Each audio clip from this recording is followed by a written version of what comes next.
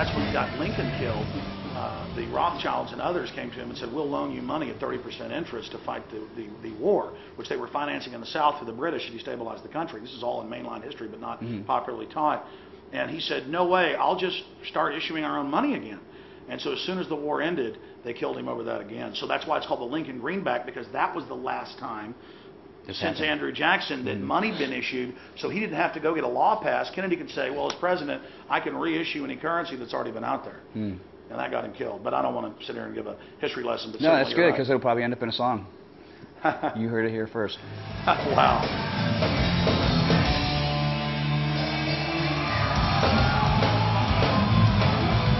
This is the pick of the week by the Dallas Observer for all the concerts going on in Dallas. And it's Justin's pick of the week. And he says, Megadeth, who recently put out their masterwork with Engdame, a relentless assault on corruption, FDIC, the banks, military occupations, and the mind scramble of today's world gone insane. With Dave Mustaine's articulate and spiteful delivery and blistering guitar work, maybe you need to be spiteful, on the other, and it just goes on from there. I mean, is that an accurate kind of snapshot of the album? I don't agree with the spiteful part, but yeah, I think so. I think so. It's certainly about the topics, you know. But I think any 10-year-old can read the lyrics and say that's what this is all about. And it's much more deeper than that. Each one of those songs is it is about those things, but it's so much more deeper. It's not like me just sitting on the fence and casting aspersions. It's really getting into the game and saying this is what it feels like to take a hit. You know what I mean? I know from firsthand with being involved in the money business when I went to school to be a stockbroker. There's things that I learned about money that, you know, they just don't teach people, and they want to keep people stupid. So, you know, I had that song, The Right to Go Insane, and that song, those lyrics are actually toned down, because I went naming people's names and all kinds of stuff like that in the first version of it. So that demo tape, if it ever gets circulated, it'll probably make a lot of people pissed.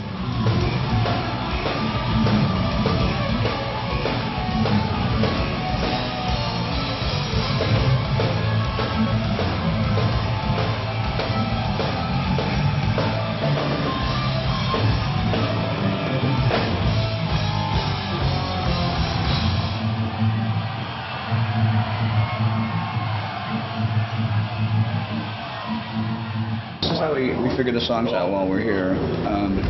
When we do something like this, we get the song in pieces. Like, this is the rhythm track. I have to learn it again, because last time I played it was in the studio. And then get like the solos.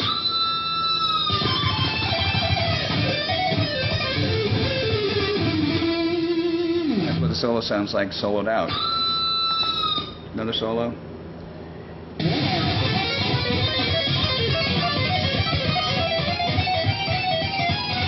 Dave solo. No Chris solo there. Here's another one.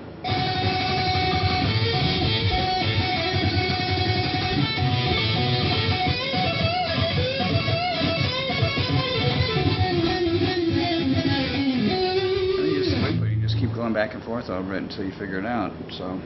And then the whole thing sounds like this.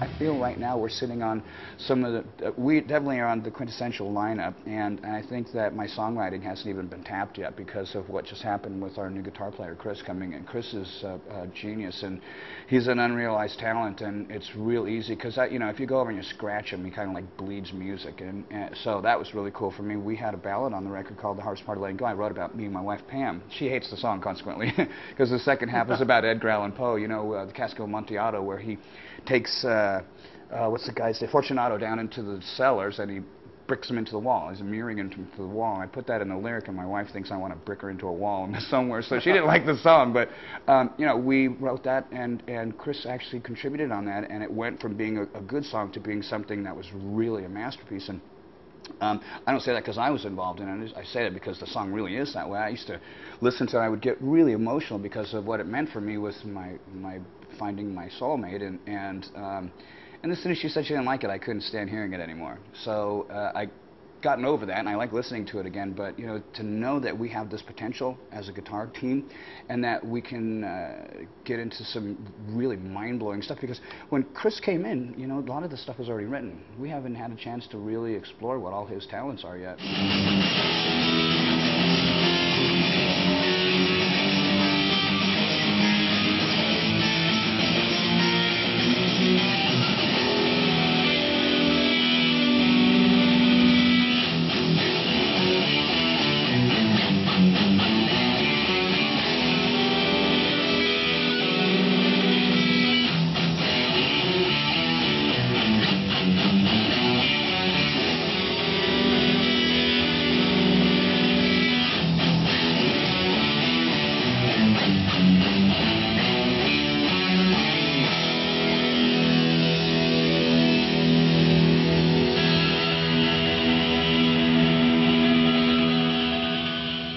Tell us just about the cover.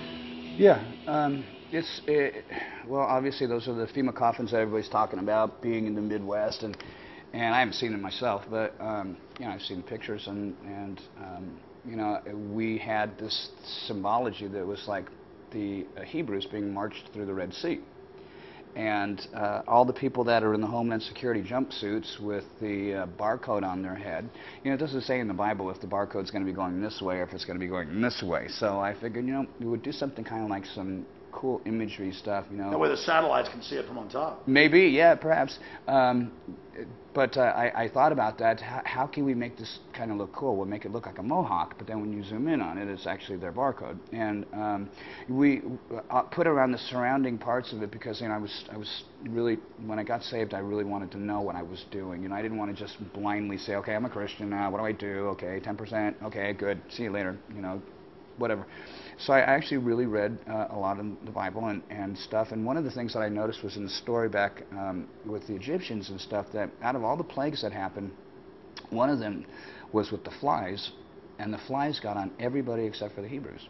And it was just really insane to see that the chosen people had been left out of this really vile plague that had happened, and it was just one thing that just kind of went around the outside of the picture. So in the top of it, there's kind of like a Stargate kind of sunburst there, where people are going off to this light that they're being led off, like, come to the light, in what's the Poltergeist movie? It's really a bug zapper. With the rest of the record, you know, when you look inside of it, there's a lot of other stuff in there, like the symbology with. We've got the one person who's covered in flies, which, you know, kids kind of gravitate towards that kind of artwork. They like stuff that's like that, you know, graphic stuff. And we've got other pictures of Vic actually pulling the hood off of